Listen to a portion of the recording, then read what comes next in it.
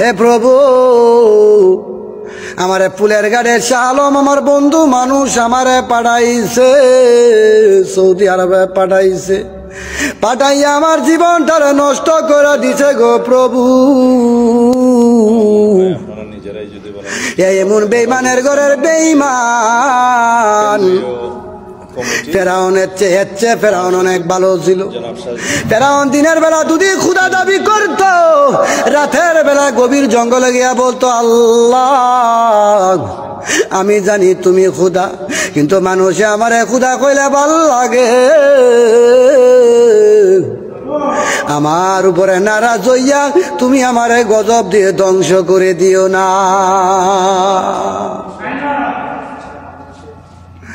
আল্লাহ এর মতন বেঈমান, এর মতন বাটপাত জিতার দুনিয়াতে নাই। আমারে কইছে কত 4 মাস ঘুরলাম, বললাম বন্ধুরে আমারে ভালো একটা কোম্পানিতে পাঠাও।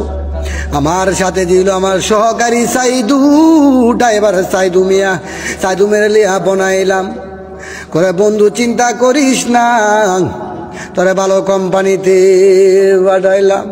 এমন কোম্পানিতে পাঠাইছে, সাপ্লাই কোম্পানি পাঠাইছে। আমার আল্লাহ কয় বান্দারে কান্দিস না, কান্দিস না। এই দালালের জন্য এমন সাপ বিচ্ছু তোরে কামড়াই ভরে ফুলের গাড়ের শাহ আলম দালাল। আর বন্ধু চোখে মোর পানি নাই, বন্ধুর মায়া ভুলে গেছি, বন্ধুর জন্য এখন মায়া হয় না। দালালি করলে ঢাকা চইলা যা, ফুলের ঘাটে কেন থাকবি, ফুলের ঘাটে থাকিস না, ঢাকা চইলা যা, ঢাকা গিয়া দালালি কর। মানুষের হাতে মায়ের খাইবে এটা ভালোইব।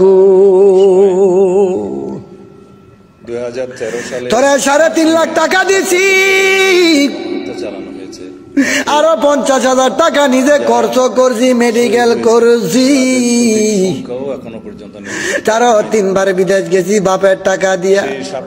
এবার কিস্তিতে তুলছি রে শাহ আলম, এমন বিদেশ তো আমি জীবনে কোনোদিন করি না। আমরা তার সাথে সাবধান হয়ে যাও, ও দেশবাসী করে বলল আমি শাহ আলম রে চিনি গো,